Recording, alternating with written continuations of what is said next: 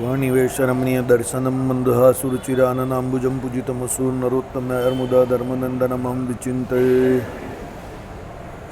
સ્વામિનારાયણ હરે તારીખ આજે 4 જાન્યુઆરી 2026 રવિવારના અનુક્રમમાં આપણે આ ભુજથી પ્રકાશિત થયેલું ગીતા ભાષ્ય જે છે તે જોઈ રહ્યા છે। અત્યારે આપણે ગીતા ભાષ્યનો 3જો અધ્યાય જે છે તે જોઈ રહ્યા છે। આપણે ગયા રવિવારે જોયું હતું કે ભાઈ જે જ્ઞાન યોગી છે, બરાબર, કે જે જ્ઞાનીઓમાં મુખ્યત્વે એટલે જનક રાજા જેવા પણ રાજર્ષિઓ જે છે એણે પણ કર્મયોગનું આચરણ કરવું જ જોઈએ। એનું કારણ એવું છે કે ભાઈ કર્મયોગથી મોક્ષની પ્રાપ્તિ થાય છે। અને બીજું, આવા રાજર્ષિઓ જે મોટા પુરુષો જે છે, જે જ્ઞાની કહેવાય છે, કે જે જ્ઞાન યોગમાં આરૂઢ હોય છે, એવા લોકો જો કર્મયોગને વિશે પ્રવર્તે તો બીજા જે સામાન્ય જન હોય એ પણ કર્મયોગને વિશે પ્રવર્તે। એટલે કર્મયોગ જે છે એને જ્ઞાનીએ પણ છોડવાનો નથી। એટલે ભગવાને કહ્યું એ પ્રમાણે કે તમને તમારા સ્વરૂપનું એક વખત જ્ઞાન થઈ જાય તો પણ નિત્ય કર્મ અને નૈમિતિક કર્મ જે છે તે છોડવાના નથી, સમજો। એટલે શું કહ્યું? આથી કર્મયોગથી જ સ્વપ્રાપ્ય સ્વરૂપ દર્શન કરાવો અભિપ્રાય છે। એટલે તમારા સ્વરૂપનું દર્શન કરવું હોય તો કર્મયોગથી થાય, બરાબર। હવે તે જ વાત સ્પષ્ટ કરે છે, શ્રેષ્ઠ પુરુષ જે પ્રકારનું આચરણ કરે છે, અન્ય લોકો તે પ્રકારે વર્તે છે, તે જેને પ્રમાણ કરે છે, લોક સમુદાય તેને અનુસરે છે। એટલે જે કોઈ શ્રેષ્ઠ પુરુષો છે, વિભૂતિ યોગમાં જે વિશિષ્ટ પ્રકારના ભગવાને વિભૂતિ એટલે નિયમનરૂપ ઐશ્વર્ય બતાવ્યું એ પ્રમાણે જગતમાં એવા ઘણા લોકો હોય કે જેને લોકો જોતા હોય, જેને લોકો ફોલો કરતા હોય, જેને લોકો સમજતા હોય અને જેને આચરણને જોઈને પોતે એ પ્રમાણે વર્તવાનો પ્રયત્ન કરતો હોય। એટલે શ્રેષ્ઠ પુરુષોએ હંમેશા શ્રેષ્ઠ આચરણ કરવું પડે। એણે ઉત્તમ, મધ્યમ અને કનિષ્ઠમાં ઉત્તમ આચરણ જે છે તે જ કરવાનું। હું તો કહું, કોઈ પણ વ્યક્તિએ હંમેશા નિશાન તો ઉત્તમ વ્યક્તિ તરીકે જ પોતાનું કરવું। એ આજે તમે શ્રેષ્ઠ પુરુષને કોઈને કોપી કરતા હો કે શ્રેષ્ઠ પુરુષના આચરણને તમે આચરતા હો, પણ તમે પહેલાં પોતે પણ શ્રેષ્ઠ પુરુષ બની શકો એ પ્રમાણે વિચાર તો કરવો પડે ને તમારે। એટલે એ તમારા આચરણ દ્વારા જ તમે શ્રેષ્ઠ બની શકવાના છો। બાકી તમારા આચરણ દ્વારા ન હશે આચરણ તો બોલવામાં ગમે તે હોય પણ એનાથી કંઈ શ્રેષ્ઠતા પ્રાપ્ત થવાની નથી, બરાબર। એટલે પહેલાં તમારે તમારું આચરણ જે છે તે તો શ્રેષ્ઠ કરવું જ પડશે। એટલે અહીંયા આમાં કહ્યું કે ભાઈ આપણે પોતે શ્રેષ્ઠતમ પુરુષ બનવાનું છે, બરાબર। શ્રેષ્ઠતમ અને શ્રેષ્ઠતર અને શ્રેષ્ઠતમ, એમાં શ્રેષ્ઠતમ તમારે જો બનવું હોય તો પહેલાં તમારું આચરણ જે છે તે એકદમ વ્યવસ્થિત રાખવું પડે। એટલે અહીંયા કહ્યું એ પ્રમાણે શ્રેષ્ઠ પુરુષ જે પ્રકારનું આચરણ કરે છે, અન્ય લોકો તે પ્રકારે વર્તે છે। કારણ કે બીજા લોકો જે છે તે શ્રેષ્ઠને જોતા હોય છે અને એ પ્રમાણે પછી વર્તે। તે જેને પ્રમાણ કરે છે, લોક સમુદાય તેને અનુસરે છે। એ જેને પ્રમાણ કરે, લોકને સમુદાય એને જ અનુસરે, બરાબર। દાખલા તરીકે હું અહીંયા કહું કે ભાઈ આ વ્યક્તિની કથા સારી આવે છે, હવે એ શ્રેષ્ઠ વ્યક્તિ છે તો આપણે બધા એને ફોલો કરતા હોઈએ ને। હું ફોલો કરું, તમે લોકો ફોલો કરો। આજે કેટલા બધા લોકો આપણા સંપ્રદાયના ન હોવા છતાં રાજેન્દ્ર દાસજીની કથા સાંભળતા થઈ ગયા।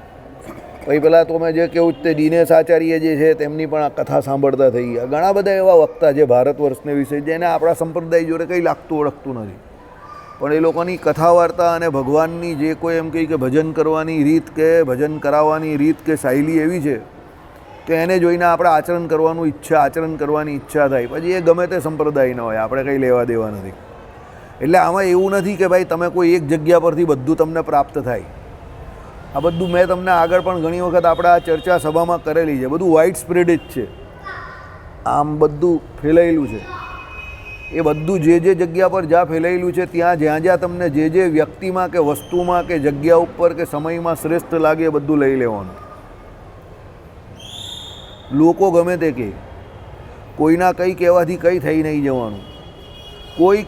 કોઈની કોઈ પણ આચરણની કે કોઈના કોઈ પણ કાર્યની ટીકા કરવી બહુ સરળ છે, પણ એ પ્રમાણે વર્તવું બહુ અઘરું છે, બહુ કઠણ છે। કારણ કે તમે 100 કામ કરો ને તો એ 100 કામમાં 10-20 કામ તમારા પોતાના પણ એવા હોય કે જે તમને પોતાને પણ ખબર હોય કે આમાં હું ફેલ છું, વધારે હશે 10-20 તો હું બોલું છું, વધારે હશે। ઘણી વખત તો એવું હોય, રાહુલ દ્રવિડ કહે છે એ પ્રમાણે કે હું મારા જીવનના ટેસ્ટ મેચના આંકડા જોઉં છું તો 40% સક્સેસ રેટ છે, 60% મેચમાં હું ચાલ્યો નથી, તો પણ લોકો મને સક્સેસફુલ ટેસ્ટ પ્લેયર તરીકે જોઈ છે કે ક્રિકેટર તરીકે જોઈ છે, બરાબર છે। પણ એકચ્યુઅલ જોવા જાય તો મારા ફેલિયરના આંકડા મોટા છે। હવે તમે સમજો, રાહુલ દ્રવિડ જેવો વ્યક્તિ એવું કહેતો હોય પોતાનું વિશ્લેષણ કરીને, એનાલિસિસ કરીને, તો પછી આપણી તો કાં વાત કરવાની, સમજ પડે છે। એટલે ભૂલ આપણે બધા કરતા જોઈએ, પણ આપણે શું છે કે એ ભૂલ કરે એ ભૂલને સુધારવાની છે અને શ્રેષ્ઠ જે છે તે બધામાંથી લેવાનું છે. એ બધું વાઇડ સ્પ્રેડ જ છે, કોઈ એક જગ્યા પર નથી. કોઈને શાસ્ત્રનું જ્ઞાન સારું હોય, કોઈનું R&D શાસ્ત્રમાંથી શોધવાનું સારું હોય, કોઈના વ્રત ઉત્સવના નિયમ અને જે કંઈ તપ કરવાની રીત કે એવું કંઈ સારું હોય, કોઈની સેવા રીતિ સારી હોય, કોઈના ભજન કીર્તન સારા હોય, કોઈની કથા સાંભળવાની શૈલી સારી હોય, કોઈની કથા કરવાની શૈલી સારી હોય. સમજો, કોઈ વ્યક્તિ એવો હોય કે રામસુખદાસજી એવો જેવા હોય કે ભાઈ એ ભલે હોય અદ્વૈતી, પણ એની અંદર તમને આચરણ બહુ સરસ એમનું સાધુ તરીકે દેખાતું હોય, તો એના આચરણને વિશે તમે શું છે આનું રસલ ટિફિન ભરેલું છે. એનું આચરણ રામસુખદાસજીનું એવું હતું કે અત્યાર સુધી જેટલા પણ નવા સાધુ બને તો વૃંદાવનના કે બીજા ભારત વર્ષના એ બધા કહે કે ભાઈ રામસુખદાસજી જે હતા એમનું આચરણ તારે ફોલો કરવાનું છે. એટલે કહેવાનું તાત્પર્ય શું છે, ત્યાગી સમાજમાં કે જે સાધુ સમાજમાં રામસુખદાસજી એક એવી જગ્યા પર બિરાજમાન છે કે ભાઈ એ જગ્યા ઉપર પહોંચવા માટે બીજા લોકો પ્રયત્નશીલ રહી છે. સમજો, કારણ કે એમનું આચરણ બહુ સખત હતું. પછી બીજા પેલા આપણા કરપાત્રીજી મહારાજ પણ બહુ જોરદાર હતા. એમનું પણ આચરણ બહુ સોલિડ, બહુ સરસ હતું. હવે એ કરપાત્રીજી મહારાજનો જે શ્રાપ લાગેલો છે આ ગાંધી કુટુંબને, તો અત્યાર સુધી એ શ્રાપ ચાલે છે. કારણ કે 1966માં જ્યારે સાધુઓએ ગૌરક્ષા માટે દિલ્હીમાં આંદોલન કરેલું, તો ત્યારે કદાચ ઇન્દિરા ગાંધીની ગવર્મેન્ટ હતી ને એણે કંઈક સાધુઓ ઉપર તે સમય પર લાઠીચાર્જ કરેલો અને કોઈ સાધુને આંખમાં વાગેલું ને એની આંખ એક ચાલી ગયેલી. તો એમણે જે શ્રાપ આપેલો કે ભાઈ તમારા કુટુંબનો કોઈ પણ નેચરલ ડેથથી નહીં મળે, જે કોઈ સત્તા અંગીકાર કરશે એ કોઈની નૈસર્ગિક મૃત્યુ નહીં થાય. તો ઇન્દિરા ગાંધી જે છે તેની પણ નૈસર્ગિક મૃત્યુ નહીં થઈ, રાજીવ ગાંધી છે એની પણ નૈસર્ગિક મૃત્યુ નહીં થઈ.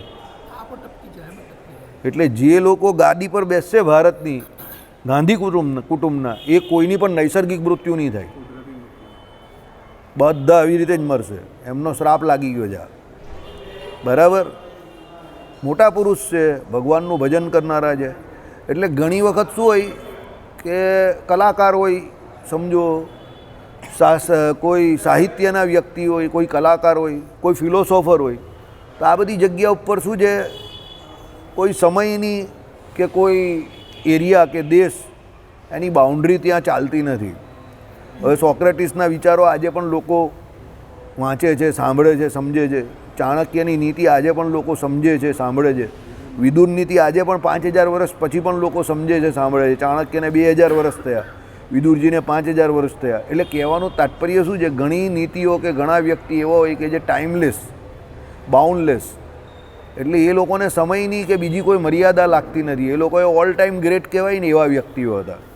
તો પછી એ રીતે તમે જોવા જાઓ તો કોઈ એક વ્યક્તિમાંથી તમારે બધું નથી લેવાનું, કોઈ એક સંપ્રદાયમાંથી પણ બધું નહીં લેવાનું. એ તો શ્રીજી મહારાજે પોતાના ઉદાહરણથી જ બતાવી દીધું. શ્રીજી મહારાજે શિક્ષાપત્રીમાં શું કહ્યું? વિશિષ્ટાદ્વૈત વેદાંત રામાનુજનો. વ્રત ઉત્સવનો નિર્ણય કોનો? વિઠ્ઠલનાથજીનો. સેવા રીતિ વલ્ભાચાર્યની, એટલે એમના પિતાશ્રીની.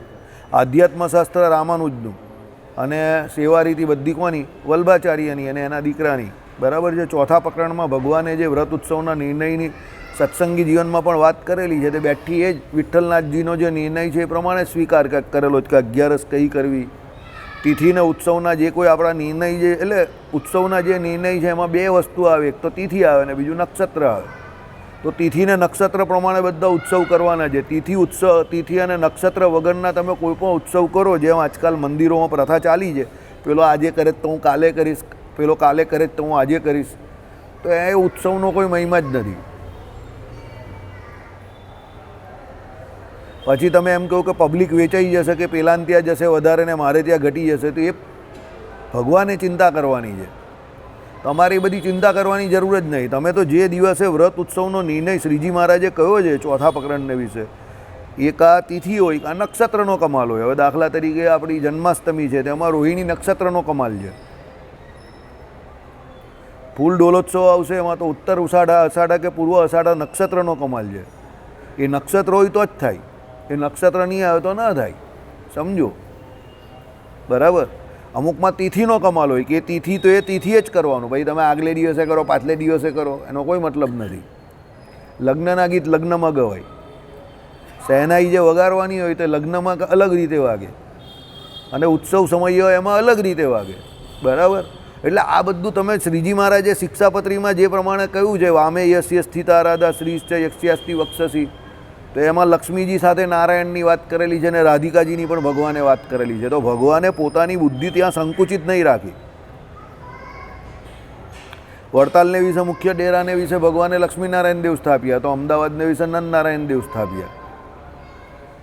તો ભગવાને પોતાની બુદ્ધિને ત્યાં સંકુચિત નહીં કરી. ભગવાને પોતાની જે કોઈ વાત, જે જ્ઞાનની વાત કરેલી છે તે એકદમ મોટા પાયા પર, ભાઈ કે બધાને ભગવાને પોતાની અંદર બધાને સમાઈ લેવા છે, એ પ્રમાણે સંપ્રદાયને ચલાવવા માટે ભગવાને વાત કરી છે. સમજો, ભગવાને જે 24 અવતારોની વાત કરી, 5 પ્રકારના જે રૂપ છે એની વાત કરી, તો એ 5 રૂપની જે વાત છે તે પંચરાત્રમાં કહેલી છે. તો પંચરાત્ર કંઈ આપણા સંપ્રદાયનું શાસ્ત્ર થોડું છે. વચનામૃતને વિશે ભગવાને જે જ્ઞાનની વાત કરી, પૂરો જ્ઞાની ક્યારે કહેવાય, તો સાંખ્ય યોગ પંચરાત્ર અને વેદાંત, બીજામાં સાંખ્ય યોગ પંચરાત્ર અને શ્રીમદ ભાગવત પુરાણ, બરાબર. જે હોય તે, એટલે કહેવાનો મતલબ જે હોય તે, 5મો વેદ મહાભારતને કયો, સમજો. તો ભગવાને શું કહ્યું છે કે ભાઈ જ્યાં જેટલું સારું છે એટલું બધું ભગવાન શ્રીજી મહારાજે લઈ લીધું છે. એટલે કહેવાનું તાત્પર્ય શું છે કે કોઈ એક જગ્યા પર બધું નથી, સમજો. બધું વાઇડ સ્પ્રેડ જ છે, અલગ અલગ જગ્યા પર અલગ અલગ છે. કારણ કે એનું કારણ શ્રેષ્ઠ જે હોય ને તે બધું અલગ અલગ રીતે ફેલાયેલું જ હોય, કોઈ એકમાં બધું નહીં હોય. એકમાં તો ભગવાનમાં જ હોય. આઈડિયા આવે છે, સમજો. બધે અલગ અલગ હોય. દાખલા તરીકે સચિન તેંડુલકર, તો સચિન તેંડુલકરને તમે કેમ ગ્રેટ માનો છો કે ભાઈ એ દુનિયાની દરેક પીચ ઉપર દરેક બોલર સામે એણે સેન્ચુરી મારેલી છે. તો રાહુલ દ્રવિડ, તો ભાઈ એની કન્સિસ્ટન્સી બહુ જોરદાર હતી, બરાબર. હવે બંનેની કોઈ કમ્પેરિઝન થાય એવું નથી, કારણ કે બંનેના ક્લાસ અલગ છે. રાહુલ દ્રવિડ કોર ટેસ્ટ મેચનો ખેલાડી છે, ટેકનિકનો ખેલાડી છે, ત્યારે સચિન તેંડુલકર સિચ્યુએશન જોઈને એડોપ્શનનો ખેલાડી છે. એને એડેપ્ટ કેવી રીતે કરવી સિચ્યુએશનને બહુ જોરદાર આવડતું કે ભાઈ 30 ઓવરમાં 200 રન કરવાના છે, તો સચિન તેંડુલકર બીજી કે ત્રીજી ઓવરથી ધડાધડ ચોક્કા ચાલુ કરી દે, બોલરને કન્ફ્યુઝ કરી નાખે. ત્યારે એ નહીં જોઈ કે હું વિકેટ મારી પડી જશે, પણ એ ત્યારે ટીમનું વિચારતો હતો.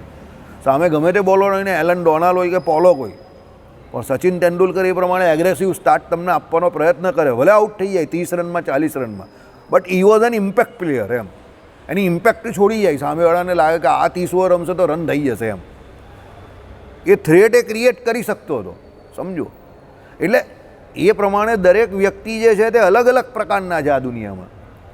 એટલે આપણે એમ કહીએ કે ભાઈ ના આપણા સંપ્રદાયનું ને સ્વામિનારાયણ કોર, ભાઈ સ્વામિનારાયણ પોતે બી કોર નથી. એ પોતે બી એવું નહીં કહેતા કે હું પોતે કોર છું, ભલે ભગવાન છે, સમજો. સ્વામિનારાયણ ભગવાન પોતે બી એવું નહીં કહેતા કે ભાઈ એ હું પોતે કોર વ્યક્તિ છું, કે બધું હું જે કહું એ પ્રમાણે જ કરવાનું. કારણ કે એ પોતે જે કહે છે એમાં પણ એ પ્રથમનું 3જું વચનામૃત, તેમાં ભગવાને શું કહ્યું, ભાઈ ભગવાનના જે કોઈ અવતારોએ જે લીલા કરી હોય તે સંભાળી રાખવી. રામકૃષ્ણાદિક બીજા અવતારોએ કર્યું એ પણ, અમે જે યજ્ઞ યાગાદિક કરીએ તે પણ, તો સંભાળી રાખવાની કેમ કરી કે અંતકારે એમાંથી કંઈ યાદ આવી જાય તો પેલો જીવ પરમપદને પામે. જ્ઞાનની વાતમાં મેં તમને કહ્યું એ પ્રમાણે ભક્તિ કરવાની તો ગોપીઓનું ઉદાહરણ આપ્યું, વૈરાગ્ય તો જળ ભરત જેવો. હવે આ બધા કાં આપણા સંપ્રદાયના છે, સમજો. કાં આ બધા આપણા સંપ્રદાયના છે. ધર્મ, જ્ઞાન, વૈરાગ્ય અને ભક્તિના એ બધાના પહેલાં વચનામૃતમાં આખા બધા શાસ્ત્રો કયા, બધા શાસ્ત્રો કયું શાસ્ત્ર આપણા સંપ્રદાયનું લીધું છે એમાં. ઉલટી એ બધા શાસ્ત્રોમાંથી આપણા શાસ્ત્રોમાં સત્સંગી જીવન આદિકમાં જે કહે તે ભગવાને સીધે ને સીધું કોપી કરેલી છે. મહાભારત જે છે એમાંથી આખો શ્રીજી મહારાજે ચતુર્થ અધ્યાય જે છે સત્સંગી જીવનનો આખો લીધો છે, સમજો. એટલે કહેવાનું તાત્પર્ય શું છે કે ભગવાન શ્રી હરિએ બધે જ્યાં જ્યાં વાઇડ સ્પ્રેડેડ, જ્યાં બધું સારું સારું હતું તે લઈને આપણે ત્યાં મૂકી દીધું છે. એટલે આપણું કરે તો કંઈ વાંધો કંઈ નથી, પણ એને કારણે એવી સંકીર્ણતા આપણે ન રાખવી કે ભાઈ બધું આપણું છે તે શ્રેષ્ઠ છે. એવું નહીં. આપણે જે શ્રેષ્ઠ બનાવ્યું તે બીજામાંથી લઈને બનાવેલું છે. અને એબાઓલ કંઈ બીજા જેવું છે જ નહીં ને. સિયા રામભાઈ સબ જગ જાની, તો બધું છે તો ભગવાનનું જ ને. હવે ભગવાનના અવતાર બદલાયા કરે એને કરીને કંઈ બીજાનું થોડું થઈ ગયું. ભગવાન તો પોતે એ જ છે ને, સમજો. 18 પુરાણો જે કંઈ ભગવાને કહ્યા તે, શ્રીમદ ભાગવત પુરાણની જે વાત કરી તે, બરાબર, શ્રીમદ ભાગવતનો 10મો સ્કંદ એને ભગવાને ભક્તિશાસ્ત્ર કહ્યું તો તે, પંચમ સ્કંદને જે એમ કહે કે ખગોળ ભૂગોળની વાત છે તો એને ભગવાને શું કહ્યું, યોગશાસ્ત્ર કહ્યું તે, યાજ્ઞવલ્ક ઋષિની સ્મૃતિ એને ભગવાને ધર્મશાસ્ત્ર કહ્યું, બરાબર, શંખલિખિત સ્મૃતિ, યાજ્ઞવલ્ક ઋષિની સ્મૃતિ, આ બધી જે સ્મૃતિઓ જે છે એને ભગવાને ધર્મશાસ્ત્ર તરીકે કહી. ઉપનિષદો કયા, બૃહદારણ્યક આદિક જે કંઈ ભગવાને ઉપનિષદો ભણવાના કયા, ભગવાનની વિભૂતિ યોગની ગીતા આદિક જે કોઈ શાસ્ત્ર જે છે તેના દ્વારા ભક્તિ ઉદય થાય તો ભગવાને એમાં શ્રીમદ ભાગવત ગીતાની વાત કરેલી છે. સમજો તો કહેવાનું તાત્પર્ય શ્રીજી મહારાજનું શું છે, જ્યાં જ્યાં જે શ્રેષ્ઠ છે તે બધું સ્વીકારી લો, એનો અનાદર ન કરો. અને આપણે જે જગ્યા પર જવા માંગીએ છીએ કે આપણે જે ફિલ્ડમાં છે ને, જે ક્ષેત્રમાં અધ્યાત્મશાસ્ત્રમાં, આમાં હોશિયારી, હું તો લાઈફમાં પણ એવું માનું છું, હોશિયારી કરતાં વધારે તમારા સુકૃત જ કામ કરે છે. હોશિયાર માણસ તો મેં તમને કહ્યું પ્રમાણે મુકેશ અંબાણીને ત્યાં નોકરી કરે છે. સમજો, એટલે હોશિયારી તમારી કલ્યાણમાં પણ એ જ કામમાં આવે છે કે જે તમને સરળ બનાવે. એમ જે હોશિયારીથી તમે કપટી બનો છો કે વાંકા ચૂકા કે આડાઓળા બનો છો, એ હોશિયારી તમને તમારી કંઈ કામમાં નથી આવતી, એ તમારું કંઈ શુભ નહીં કરી શકતી. આ લોકમાં બહુ બધો લોકો એવું કહે છે કે બહુ કુશળ હતો, વ્યવહારિક રીતે કાર્યકુશળ કે બહુ હોશિયાર હતો, પણ ભગવાને પણ ચોખ્ખું કહ્યું વ્યવહારિક કાર્યકુશળતાને અમે કલ્યાણના માર્ગમાં કંઈ સમજતા જ નથી. હોશિયાર કોણ છે? તો જે કલ્યાણના માર્ગમાં પોતે એમ કહે કે કુશાગ્ર બુદ્ધિવાળો કોણ છે? ભગવાનનું વાક્ય છે વચનામૃતનું કે જે પોતાના કલ્યાણને વિશે મંડેલો છે તે કુશાગ્ર બુદ્ધિવાળો છે. એટલે અહીંયા આધ્યાત્મિક જગતમાં તમારી કુશાગ્ર બુદ્ધિ કઈ છે? તો તમારી સબળી જેટલી તમારામાં સરળતા હોવી જોઈએ. જટાયુ ગીધને શું લેવા દેવા હતા ભગવાનને સીતાજી જોડે? દશરથજીના એ મિત્ર હતા. હવે એ તો એ જાતમાં હતા કે જે માંસ ભક્ષણ કરનારા હતા, તમોગુણી યોનિમાં હતા, તો પણ એ પોતાનું શરીર જે છે એની પણ બલિદાન કે આહુતિ આપી દીધી સીતાજીને બચાવવા માટે. કેમ? ભાઈ એ દશરથજી મારા મિત્ર છે તો આ તો મારી પુત્રવધુ જેવી થાય, તો એને બચાવવા માટે એમણે સરળતાથી પોતાના પ્રાણ આપી દીધા. તો ભગવાને પણ શું કર્યું? ભગવાનને આંખમાં આંસુ આવી ગયા કે તમે આટલું બધું કર્યું અને એનો ભગવાને અગ્નિ સંસ્કાર જેમ દશરથજીનો કરે એમ અગ્નિ સંસ્કાર કર્યો. એટલે આધ્યાત્મિક જગતમાં આપણી કુશળતા જે કોઈ છે તે આપણી સરળતામાં કુશળતા છે. વાંકા ચૂકા કે હોશિયારીમાં કે બીજાને નીચા બતાવવામાં નથી. જગતમાં એવું ચાલ્યા કરે, જગતમાં તો તું નાનો ને હું મોટો ને તું ઉષા તુસીને બધું મારું જ છે ખરું ને એમ ચાલ્યા જ કરવાનું છે. કારણ કે જગત તો આખું એની પર જ છે ને, વાલું તારું મારું પોતાનું પારકો, આ બધા પર જ જગત ચાલે છે. આધ્યાત્મિક જગત એની પર નહીં ચાલતું. આધ્યાત્મિક જગત ફક્ત ને ફક્ત સરળતા પર ચાલે છે. બરાબર? એટલે જે જેટલો સરળ છે શાસ્ત્ર સમજીને સરળ થવાનું છે. સરળમાં કોઈ પણ કાનો માત્ર નથી. બરાબર? અને આજે એક તમને બહુ મુદ્દાની વાત કહી ને, હું કોઈ દિવસ નહીં કહી તે, હા, સરળ બનવું એટલું સરળ નથી. સમજી ગયો દીપક? આપણે એવું લાગે કે હું બહુ સરળ છું, મને પણ એવું લાગે કે તું બહુ સરળ છે, પણ શાંતિથી આપણે આપણું પોતાનું એનાલિસિસ કરીએ ને તો આપણે ખબર પડે આપણે બી સરળ નથી. આપણે બી કોઈને કોઈ જગ્યા પર આપણો પોતાનો જે લાભ હોય એ શોધતા જોઈએ છે. સમજો? એટલે સરળ વ્યક્તિને ઘગો માનવો ને એ સૌથી મોટી મૂર્ખાઈ છે. કારણ કે સરળ બનવું બહુ કઠણ કામ છે. જોયું છે મેં મારા જીવનમાં. It is very difficult to be an easy person. સરળ બનવું બહુ અઘરું, એટલે બહુ અઘરું એટલે એકદમ કઠણ કામ છે. જે વ્યક્તિને પોતે ઓછી હૂંચ પડતી હશે ને એનું ટાર્ગેટ બી સરળ બનવાનું નહીં હશે, હોશિયાર બનવાનું હશે. કારણ કે તમારું ટાર્ગેટ જ હોશિયાર બનવાનું છે, સરળ બનવાનું નથી. એટલે સરળ બનવું બહુ અઘરું છે. કેમ? તમારે સરળ બનવું જ નથી તો તમે સરળ કેવી રીતે બનવાના? અરે હું મારી વાત કરું ને, હું આ સભામાં ઘણા લોકોને બહુ સરળ સમજતો હતો પહેલાં, પણ એ મારી ભૂલ હતી. હું કબૂલું છું. આઈ એક્સેપ્ટ દેટ ફેક્ટ. હું માર ખાઈ ગયો એ લોકોને ઓળખવામાં. સમજો? આ સભામાં નહીં, દુનિયામાં પણ હું ઘણા લોકોને બહુ સરળ સમજતો હતો. ભાઈ આ તો બહુ સીધો માણસ છે, ભગવાનનો માણસ છે, મને એવું લાગે કે આ તો રામનો માણસ છે. સમજો? પછી હવે એ કેવો છે એ તો મારે કહેવું નથી અત્યારે જાહેરમાં. કારણ કે સરળ બનવું સરળ નથી, બહુ અઘરું કામ છે. બહુ ડિફિકલ્ટ એટલે બહુ ડિફિકલ્ટ કામ છે. બરાબર? સબરી ભીલને ભગવાન એટલે જ મળવા ગયા, એને એના ગુરુના વચન પર વિશ્વાસ મતંગ ઋષિના કે અહીંયા ભગવાન તને શોધતા આવશે. ગુરુ જ્યારે ધામમાં જવાના હતા સબરી કહી કે મારું કોણ, હું તો આશ્રમમાં આ બધા સાધુ સંતોની સેવા કરતી હતી ને તમારી સેવા કરતી હતી ને તમારા ભરોસે હતી કે મારું કલ્યાણ થઈ જશે, મારું કોણ, મારે ભગવાનના જંગલમાં કાં શોધવાના. ત્યારે એમના ગુરુએ બહુ સરસ એને શીખામણ આપી, સબરી તારે કશે જવાની જરૂર નથી, તું જે કરે એ જ કર. એટલે કહ્યું શાસ્ત્રોમાં, જે એક તમારી સારી આદત હોય ને, એક સારી આદત એવી રાખજો કે એ સારી આદત પર ભગવાન પણ વારી જાય, એને છોડતા નહીં. તમારા બધામાં એક ભગવાને એવી જોરદાર કોઈને કોઈ ખૂબી મૂકી જશે. ક્રિકેટર હોય ને, બધાનો એક ફેવરિટ શોટ હોય. સૂર્યકુમાર યાદવનો નહીં, પેલો આમ કરીને લેગ સાઈડ પર જ મારે જ ને, એ કેટલી વખત અત્યારે આઉટ થાય છે. કેટલા બધા લોકો એવું કહે છે કે એ શોટ નહીં મારે હમણાં, તો પણ એ મારવા જાય જ છે, કારણ કે એનો સિગ્નેચર શોટ છે. એમ આપણા બધામાં એક ભગવાને સારામાં સારી કોઈને કોઈ ખૂબી મૂકેલી હોય, એ ખૂબી આપણે ઓળખવાની હોય. જેમ ભગવાને કહ્યું ને, ભક્તિમાં તમારું અંગ ઓળખો, એમ એક ખૂબી મૂકેલી હોય આપણામાં કોઈને કોઈ. એ ખૂબી જે છે ને એની પર કામ કર્યા કરવાનું, એને છોડવાનું નહીં. સારું કામ કોઈ દિવસ છોડવાનું નથી, કારણ કે એક વસ્તુ યાદ રાખજો, સારું જલ્દી પકડાતું નથી, અને કોઈના કહેવાથી તમે છોડી દેવો તો છૂટી જશે તરત જ, અને ખરાબ બહુ જલ્દી પકડાઈ જાય છે. અને છોડવું વાળું જય સ્વામિનારાયણ બોલવું નથી, બહુ અઘરું પડી જાય છે, છૂટતું નથી જલ્દી. સમજ પડી?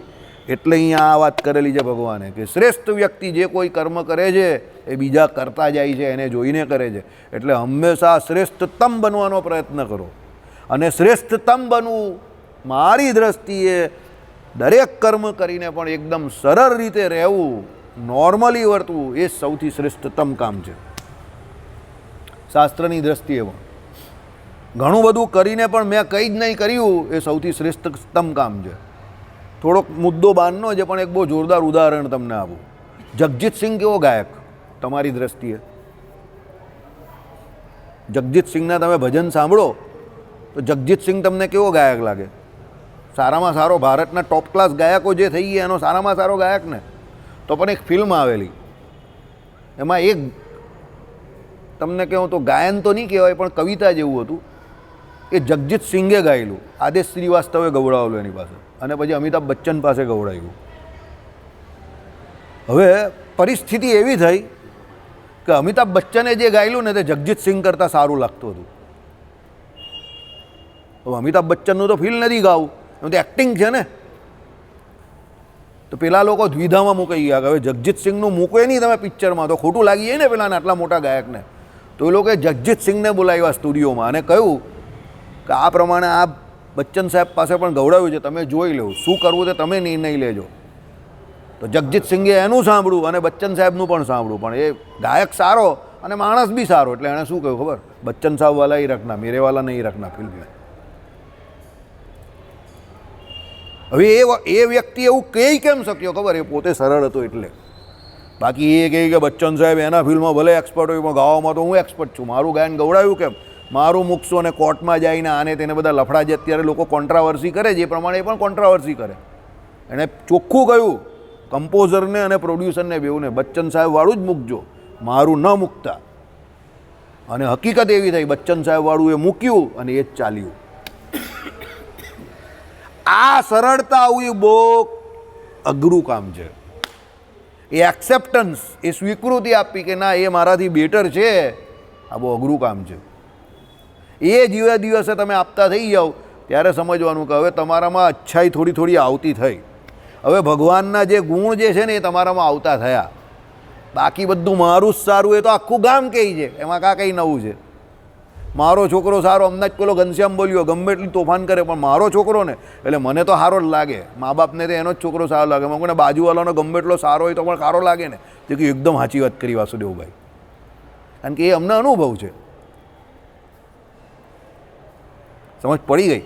એ અમને અનુભવ છે એનો, બરાબર? એટલે કહેવાનું તાત્પર્ય શું છે? શ્રેષ્ઠ વ્યક્તિએ આ પ્રમાણે શ્રેષ્ઠતમ એનું આચરણ કરવાનું છે. કેમ? કારણ કે એનું જોઈને બીજા લોકો પણ એ પ્રમાણે કરે છે. એટલે કર્મનો માર્ગ ગમે એવો જ્ઞાન યોગવાળો હોય, ગમે એવું એને જ્ઞાન હોય, પણ કર્મયોગ છોડવાનો નથી. જ્યાં સુધી શરીર ચાલે છે અને શરીરનું પૂરેપૂરું ભાન છે તમને ખાવા પીવાનું ઊંઘવાનું, ત્યાં સુધી નિત્ય કર્મ અને નૈમિતિક કર્મ છોડવાના નથી. આ ગીતાજી કહે છે એટલું એ નહીં, સત્સંગી જીવનમાં પણ આવેલી આ જ વાત તમે જોયું હશે. શિક્ષાપત્રીની આજ્ઞામાં સત્સંગી જીવનમાં પણ શ્રીજી મહારાજે આજ્ઞા કરેલી છે. નિત્ય કર્મ અને નૈમિતિક કર્મનો ત્યાગ કોઈ દિવસ નહીં કરવાનો. કેમ? તમે આજે નિત્ય કર્મ અને નૈમિતિક કર્મ છોડશો ને એટલે તમારું જોઈને બીજા 5 જણા છોડી દેશે. એક વખત એવું હોય ને કે કોઈ કર્મ તમે સારું ન કરતા હો ને તમને ખબર હોય ને તો પણ એના જાહેરમાં લવારા નહીં કરવાના. છુપાવવા માટે નહીં, તમારી ઓટ લઈને બીજા કરતાં બંધ થઈ જશે. સમજો. દાખલા તરીકે તમે કોઈ આજ્ઞા નહીં પાડતા હો તો તમારે એના જાહેરમાં બહુ લવારા નહીં કરવાના કે આ આજ્ઞા હું કંઈ પાડતો નથી, એનાથી કંઈ થતું નથી, આમ તેમ. સમજો બરાબર? તમે એવા લવારા કરો ને તો બીજા 5 જણાને એવું જોઈતું જ હોય, આને આપણે પણ બંધ કરી દેવાની, એટલે બીજા 5 બંધ થઈ જશે. એક બહુ મોટા વક્તાજી એવું કહેતા હતા કે મને એકાદશીને દિવસે જ અનાજ ખાવાની ઈચ્છા થઈ. કેટલા લોકો અનાજ ખાતા થઈ ગયા હશે? બધું પાપ ચડે એના માથે. એકાદશી તો કમ્પલસરી કરવાની છે. હવે ભાઈ તને ભૂખ લાગતી હોય કે તને અનાજ ખાવાની ઈચ્છા થતી હોય એમાં બીજાની કા વાત કરે? એ તો મને પણ બહુ ભૂખ લાગે છે, હું શું કરું? હું તો વર્ષોથી ગાઉં છું, ભલે આવી કાળામોની એકાદશી રહે. કારણ કે મારે તો કોરોના પછી તો મારા ટાંટી અદ્દર જ થઈ જાય આખા. સમજો બરાબર? પણ હવે કરવી તો પડશે ને, એના વગર કોઈ છુટકારો થોડો છે. બટાકા ખાઈને કરો કે સુરન ખાઈને કરો કે ભાઈ રતાળું ખાઈને કરો, પણ કરવી તો પડશે જ ને, એના વગર થોડો છૂટકો છે. બરાબર? એટલે કરવાની અઘરી લાગે એ વાત સાચી, કરવી પડશે એ વાત પણ સાચી, પણ એવા જાહેરમાં લવાડા નહીં કરવાના કે ભાઈ બંધ કરી દેવું ને ફલાણું છે ને ઢીમકું છે ને શાસ્ત્ર વિરુદ્ધ વાત નહીં કરવી, જરા પણ નહીં કરવી. કેમ ન કરવી? શ્રેષ્ઠ પુરુષો જગતમાં જે પંકાયેલા છે કે જેને 1000, 2000, 5000, 10,000, લાખ માણસ ઓળખે છે, એનું આચરણ બીજા તરત કરશે. આ ભગવાન શ્રી કૃષ્ણ ગીતામાં એ જ કહે છે.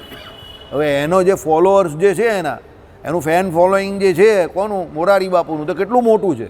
હવે એ માણસ આવું કહે તો કેટલા બધા લોકોએ બંધ કરી દીધી હશે કે તો ચાલે. એવું ન કરાય, કોઈ દિવસ એવું ન કરાય. આપણે એવું ન કરવું.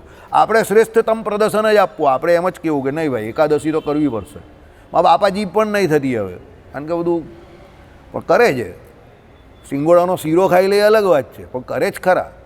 ભજન પણ કરે છે ને એકાદશી પણ કરે છે. બરાબર? કેમ ભાઈ? એકાદશી તો કરવી પડશે. હવે તો એમની તો ઉંમર બી ઓલમોસ્ટ ત્યાં પહોંચવા આવેલી છે, પણ તો પણ ના એમ કે એકાદશી તો કરવી પડે ને, એમ કે અઘરી પડે તો પણ કરવી પડે છે, કરે છે. એટલે એવા ઘણા મોટા સંતો, સાધુ સંતો પણ છે કે જે 94 વર્ષની ઉંમરમાં હમણાં આ ભગત જ કહેતા હતા, ખેતરમાં જઈને સેવા કરતા હતા એમના ગુરુ. પછી બીજા મેં હમણાં એક ચરિત્ર સાંભળ્યું, 100 ઉપર વર્ષની ઉંમર અને એ સાધુને શરીરને વિશે તાવ આવે તો પણ ને થોડુંક પેલું પેટ પેલું ખરાબ થઈ જાય ને, આપણે કહીએ ને, હા, તો એને જેટલી વાર એ થાય ને તેટલી વાર પેલા એમાંથી પાણી કાઢીને સ્નાન કરે ઠંડા પાણીથી. હવે એના શિષ્યોને બધા કહે તમે ગુરુ હવે નહીં કરો એવું, એમ કે તમે શાંતિથી બેસી જાઓ નહીં, એમ કે. એ શું કહે ખબર? જો હું આજે આ પ્રથા બંધ કરી દઈશ ને તો કાલે ઉઠીને તમે બધા મૂસીને બધા આમને આમ જ પૂજા કરતા થઈ જશો. મૂસીને એટલે સમજી ગયા ને તમે? તમે મને જોશો 105 કે 10 વર્ષની ઉંમર, હું જે આમ થરથરી રહેલો છું તો પણ હું એ સ્નાન કરું છું ને તો તમને છેલ્લે સુધી એ વસ્તુ પ્રેરણા આપશે કે ના, ગુરુએ ધર્મ નહીં છોડેલો તો મારે પણ નહીં છોડવાનો. 105, 110 વર્ષની ઉંમર એટલે તમે વિચાર કરો શરીર કેટલું કણસતું હશે એ માણસનું, તો પણ ઊભા થાય જાય. અને એમ કહે કે 100 વર્ષ સુધી તો ઠાકોરજી માટે એ સાધુ થાળ બનાવતા હતા, રોટલી ભાખરી જે કંઈ કેવું તમે, એ શાક, એ લોકો શાક કહે હિન્દીમાં, તે શાક બનાવતા હતા. પેલો એ હોય ને આપણે ખાંડણીઓ એને વિશે ભગવાન માટે પેલો મસાલો કે પેલું કે ચટણી ખૂંટીને ભગવાન માટે ચટણી બનાવતા હતા. બોલો, ભગવાન એવા લોકોને લેવા આવે ભાઈ. બધી સુઓબાજી કર્યા આપણે મોટી આવા લોકોને ભગવાન લેવા આવે. આખું જીવન એનું ભગવાનમય હોય. ભગવાને જે કહ્યું ને, ભગવાનની નાની મોટી આજ્ઞા લોપવામાં પણ એને બહુ મોટી આજ્ઞા લોપાઈ જાય ને એવું દુઃખ થતું હોય ને, એવાને ભગવાન લેવા આવે. આપણે તો એ આજ્ઞા આમ તેમ પેલો કહે કે કંઈ ફરક નહીં પડતો, કી ફરક પેંડા, પેલા પંજાબીની જેમ એ કી ફરક પેંડા. અરે ભાઈ, એમાંથી જ બધા મોટા લાંછન પછી થાય.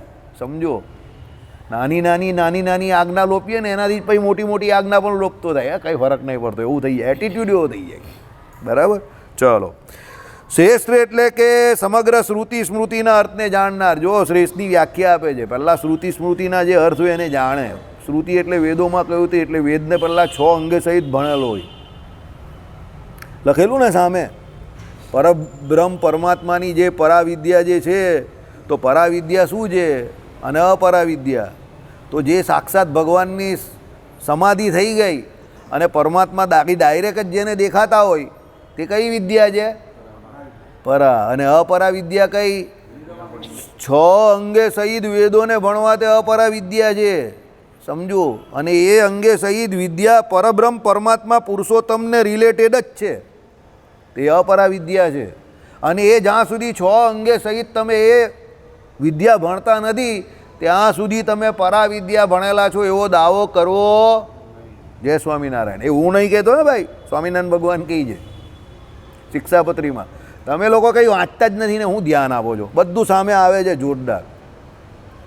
તમને લોકોને હું જ્યારે જોઉં તો બધા બ્લેક એન્ડ વ્હાઇટ જ જોઉં. 52 વર્ષનો હું થઈ ગયો છું, પણ મને ઘણું બધું લખેલું હોય તો યાદ હોય. બીજી વખત પણ વાંચું, ત્રીજી વખત પણ વાંચું. તમે લોકો વાંચો ને પછી કંઈ નહીં, પેલી સ્લેટ પરથી ભૂસી નાખો ને, લખો ચેકો ને ભૂસો એના જેવા. ધ્યાન રાખવું પડે ને, મેઇન આજ્ઞામાં તો ધ્યાન રાખવું જ પડે. આમ તો બધી જ આજ્ઞા મેઇન છે, પણ આવી બધી આજ્ઞા તો ધ્યાન રાખવું પડે તમને કે પરાવિદ્યા અને અપરાવિદ્યા એટલે શું, એ મેઇન છે. આપણામાંથી કોને ભગવાનના દર્શન થાય છે? કોઈને નહીં થતા. કોણ 6 અંગે સહિત વેદ ભણેલો છે અહીંયા? કોઈ નહીં ભણેલો. તો પછી એવો દાવો નહીં કરવાનો જઈને કે ભાઈ હું પરાવિદ્યા ભણેલો છું. સમજ પડે છે? જો આમાં પણ શું આવ્યું? શ્રેષ્ઠ એટલે સમગ્ર શ્રુતિ અને સ્મૃતિના અર્થને જાણનાર. શ્રુતિઓ એટલે વેદોમાં આવે, તો એ 6 અંગે સહિત ભણ્યો હોય તો જ ખબર હોય ને એને, નહીં તો કાદી ખબર હોય. અને સ્મૃતિ તમને ખબર જ છે, યાજ્ઞવલ્કે આદિક બૃહદારણ્યક અને બધા ઉપનિષદ છે. યાજ્ઞવલ્કને પેલી બીજી જે કોઈ હોય તે શંખલિખિત સ્મૃતિ ને બધી ઘણી બધી સ્મૃતિઓ છે, બરાબર. શ્રુતિઓ અને સ્મૃતિઓ એટલે એને સ્મૃતિ કહી કે ભાઈ પેલા જે કોઈ ઋષિ મુનિઓ હતા એમણે યાદ કરીને એ કરેલું. અને સ્મૃતિઓ વેદ એ તો અપરોષય છે, ભગવાને જાતે કહેલા છે. હવે એનું એને પ્રત્યક્ષ જ્ઞાન હોય, સાક્ષાત સમજો, એના બધા અર્થને જાણતો હોય એવો વ્યક્તિ હોય તે શ્રેષ્ઠ કયો છે. પછી સાંભળો, તેમાં દર્શાવેલ ધર્મને પામનાર હોવાને લીધે વિખ્યાત. એટલે એમાં જે ધર્મો કયા હોય એ ધર્મનું પૂરેપૂરું પાલન કરતો એટલે વિખ્યાત હોય, એને લોકો ઓળખતા હોય ઘણા બધા. જેમ જનક રાજાને ઓળખતા હતા ને, આજ સુધી ઓળખે છે કે ભાઈ જનક કોણ, બરાબર. તા કાકા પૂછતા હતા, તમે પૂછતા કહેતા હતા કે ભાઈ નંદરાય એક પોસ્ટ છે, તો મને સમજ નહીં પડી વ્યક્તિનું નામ અને પોસ્ટ એટલે શું, બરાબર. હવે આજે હું તમને સમજાવી દઉં છું. 10 લાખ ગાય જેની પાસે હોય તે નંદ કહેવાય. હવે આપણે બધાને 100માંથી 90% હિન્દુઓને એવી જ ખબર છે કે નંદરાયજી નામ છે, નંદરાયજી પોસ્ટ છે, કે જેની પાસે 10 લાખ ગાયો હોય તે સમય પર નંદ કહેવાતા હતા. તો એટલે એ નંદરાયજીને નંદરાય કહેતા હતા. હવે એ નંદરાયજી છે, હવે દાખલા તરીકે આપણા જનકજી હતા, કોણા, સીતાજીના પેલા પિતાજી, એનું નામ કુશધ્વજ હતું કંઈક. હવે જનક આખું કુટુંબ કહેવાય. હવે એમનું નામ કુશધ્વજ ને એમના ભાઈનું નામ પણ હતું, મને અત્યારે કંઈ યાદ નથી, કારણ કે નામ બહુ હું યાદ રાખું નહીં. એટલે ઉર્મિલાજીના જે લગ્ન થયેલા તે એ એમના ભાઈના દીકરી હતા ને, જનકના ભાઈના, સીતાજીના કાકાના દીકરી હતા, બરાબર. એટલે એ બધા ભાઈઓએ ભેગા થઈને પેલા બધા ભાઈ બહેનો જોડે લગ્ન કરેલા. કોણ? આ બાજુ જે સીતાજીના પપ્પા અને એના કાકાની છોકરીને, આ બાજુ રામ લક્ષ્મણ ભરત અને શત્રુઘ્ન, એ પ્રમાણે. તો એક કુટુંબના બધા વ્યક્તિ જે કહેવાય તે જનક નામથી ઓળખાતા હતા. એટલે જનક પદ હતું, બાકી જે હતા નામ બધાના અલગ અલગ હતા. એમ નંદરાયજી જે છે તે સમયમાં આજથી 5500 વર્ષ પહેલાં જેની પાસે આટલી ગાય હોય એને નંદરાય કહેવાય. હવે એ બધા ભેગા મળીને જે એ લોકો પશુપાલન કરે એમાંથી જે કંઈ એ લોકોને ટેક્સ ભરવાનો કહીએ ને આપણે, ટેક્સ, એ ટેક્સ બધો કોને આપવા જતા હતા? કંસને આપવા જતા હતા, સમજો. એટલે આ પ્રમાણે હું કહું છું કે ભાઈ નંદરાયજી કોઈ વ્યક્તિનું નામ નથી, એ વ્યક્તિની પોસ્ટનું નામ છે. દાખલા તરીકે આપણે કોઈને કહીએ મિસ્ટર પ્રાઇમ મિનિસ્ટર, તો મિસ્ટર પ્રાઇમ મિનિસ્ટર કોઈ વ્યક્તિ નથી, પોસ્ટ છે. અત્યારે ત્યાં બેઠા કોણ છે? નરેન્દ્ર મોદી સાહેબ. અમેરિકા જાય આપણા વડાપ્રધાન તો શું કહે પેલા લોકો? મિસ્ટર પ્રાઇમ મિનિસ્ટર, બરાબર. એટલે પ્રાઇમ મિનિસ્ટર આપણા મોદી સાહેબ અત્યારે, તો એ પહેલાં મનમોહન સિંહ હતા, સમજો. તો પ્રાઇમ મિનિસ્ટર પદ છે, પણ સામેવાળો જ્યારે એ પદને બોલે તો એ શું કહે? Mister prime minister. એમ, એ કોઈ વ્યક્તિનું નામ નથી, એ પદનું નામ છે. એ પ્રમાણે નંદરાયજી પણ એ પદનું નામ છે. હવે ત્યાં વ્યક્તિઓ બધા ઘણા બધા તે સમય પર ભારત એટલો સમૃદ્ધ હતો કે એવા કેટલા બધા નંદો હતા જે કંસને ટેક્સ આપવા જતા હતા. એક નહીં, ઘણા બધા નંદ હતા. હવે એ કંસ જે છે તે શું કરતો હતો તો એ બધો ટેક્સ જે હતો એ રૂપિયા જે હતા એનાથી એના સૈનિકોને ખવડાવતો પીવડાવતો હતો અને આસુરી શક્તિ જે છે એને પાલન પોષણ મળતું હતું. એટલે ભગવાન શ્રી કૃષ્ણએ શું કરેલું કે એ ગોકુળોમાં જે કોઈ ગોપ હતા એને ત્યાં પેલી જે અખિલ ભારતીય ચોરામંડળ સમિતિ બનાવી અને ત્યાં જઈને ભગવાન શું કરતા હતા, માખણની ને દૂધની ને બધાની ચોરી કરતા હતા. ભગવાન શું કહેતા હતા કે આ ખાઈને પેલાને તમે આપો છો એનાથી આસુરી શક્તિને પાલન પોષણ મળે છે, એના કરતાં આપણા ઘરના છોકરા નહીં ખાય. સમજો. એટલે ભગવાન પહેલાં એમની અખિલ ભારતીય ચોળામંડળ જે સ્થાપના કરેલી એ મંડળીના જે અધ્યક્ષ હતા ભગવાન શ્રી કૃષ્ણ જાતે, તો એ ચોળામંડળના બધાને લઈ જતા હતા, છગન મગન બધાને, અને એ બધાને ભગવાન પોતે ખાતા પણ હતા અને ખવડાવતા પણ હતા. કેમ કે આ તમારા ઘરમાં તમારી ભૂમિ ઉપર રહેલી જે ગાયો જે છે એનું દહીં દૂધ જે કંઈ છે માખણ છે એટલે તમારો પહેલાં અધિકાર છે. સમજો. એટલે ભગવાને યુગાંધર, શ્રી કૃષ્ણ ભગવાનને યુગાંધર કહેવાય છે. ભગવાને એ સમય પર આ ક્રાંતિ લાવેલા બહુ જોરદાર. ઇન્દ્રનો ગર્વ પણ ભગવાને કેમ હરેલો કે ભાઈ આ જે ગાય દ્વારા પાલન પોષણ થાય છે તે ગિરિરાજજી પર જઈને એ ગાયો બધી ગિરિરાજજીનો કંઈ એ નાનો નથી વિસ્તાર, બહુ મોટો વિસ્તાર છે. તો ત્યાં જઈને એ ગાયો શું કરતી હતી, ચારો બધો આરોગતી હતી અને એ ચારો આરોગીને પછી એ ગાયો જે હતી એ દૂધ આપતી હતી, એમાંથી દહીં બને, છાશ બને, ઘી બને, માખણ બને અને પેલા લોકોનું ગુજરાન ચાલતું હતું. એટલા માટે પેલા ઇન્દ્રનો ઘર હરવા માટે શું કહ્યું ભગવાને કે ભાઈ આ ગોવર્ધન જે છે એના દ્વારા આપણું શું થાય છે, રક્ષણ થાય છે ને એના દ્વારા આપણું પાલન પોષણ થાય, તો તમારે પૂજા કોની કરવાની, ગોવર્ધનની કરો. ભગવાન શ્રી કૃષ્ણ બહુ મોટા ક્રાંતિકારી હતા, યાદ રાખજો. બાળપણથી જ એમના વિચારો બધા ક્રાંતિકારી હતા એકદમ, બરાબર. પણ ખાલી નહીં લડતા હતા. જરાસંઘ આટલી વખત લડવા આવ્યો તો એ ભગવાને એને ટેકનિકથી બોલાવતા હતા કે ભાઈ એની જોડે બધાને ભેગા કરીને આવે જ ને તો આપણે બધાને શોધવાના નહીં, બધાને આવે એટલે મારી જ નાખવાના. પછી એમને લાગ્યું આમાં પ્રજા હેરાન થાય છે તો ભગવાને શું કર્યું, સીધા ત્યાં પહોંચી ગયા, દ્વારિકાધીશ થઈ ગયા. અને પછી જરાસંઘ જોડે યુદ્ધ કરવાનો સમય આવ્યો તો ભીમસેન પાસે જઈને શું કરાવ્યું, પણ અર્જુનજીને લઈને કે ભાઈ દ્વંદ્વ યુદ્ધ કરાવો કે પછી સેનાઓ લડીને અંદર સેના તો મરે નહીં અને એકલા જરાસંઘની જ વિકેટ લઈ લેવાની. પછી સમજો જરાસંઘને મારીને એનું રાજ્ય ભગવાન શ્રી કૃષ્ણએ નહીં લીધું, એના છોકરાને આપી દીધું, સહદેવને. એટલે ભગવાનની નીતિ ખાલસા નીતિ નહીં હતી કે ભાઈ તને હરાઈ દેવું ને તારું રાજ મને આપી દેવું ને વિસ્તારવાદી નીતિઓ જે અત્યારે જે છે એ નીતિ નહીં હતી ભગવાનની, એના છોકરાને આપી દીધું. કેમ? એનો છોકરો આસુરી બુદ્ધિવાળો ન હતો. એટલે તમને ખબર ન હોય તો કહી દઉં, રાજસૂય યજ્ઞમાં જ્યારે પણ શ્રેષ્ઠ વ્યક્તિની પૂજનની વાત આવી ત્યારે જરાસંઘનો છોકરો સદૈવ બોલ્યો કે શ્રી કૃષ્ણથી શ્રેષ્ઠ કોઈ નથી. એના બાપને મારી નાખેલો તો પણ, બાકી કોઈના બાપને મારી નાખેલો હોય એ વ્યક્તિને કેટલી બધી શત્રુતા હોય પેલા પ્રત્યે, પણ જરાસંઘનો છોકરો સદૈવ બોલ્યો કે ભાઈ હું કહું છું કે શ્રી કૃષ્ણ જેવો શ્રેષ્ઠતમ પુરુષ કોઈ નથી, પહેલાં તમારે એની જ પૂજા કરવી જોઈએ. સમ્રાટ યુધિષ્ઠિરને આવું કહ્યું. એટલે શ્રેષ્ઠતમ એમને નહીં બનાતું, આ બધા લક્ષણ જોઈએ, બરાબર. એટલે અહીંયા કહ્યું. ચાલો એક મિનિટ. સત્શાસ્ત્રને અનુકૂળ કે પ્રતિકૂળ કર્મ આચરે છે, અલ્પ જાણતા લોકો તે જ આચરે છે. હવે લાંબી વાત છે એટલે આ થશે નહીં, કારણ કે જે અલ્પ જાણે તે પ્રમાણે પ્રતિકૂળ પણ આચરણ કરે આપણા જેવા, બરાબર. એટલે એ આગળ આવશે. શ્રેષ્ઠ વ્યક્તિ તો હંમેશા શાસ્ત્ર પ્રમાણે જ આચરણ કરે. શ્રીપતિમ શ્રીધરમ સર્વદેવેશ્વરમ ભક્તિધર્માત્મજમ વાસુદેવમ હરે માધવમ કેશવમ કામદમ કારણમ શ્રી સ્વામિનારાયણમ નીલકંઠમ ભજે.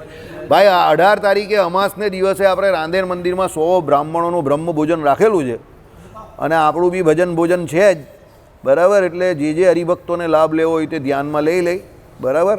અને પછી કોપચો મેં મિલને કા. ચાલો.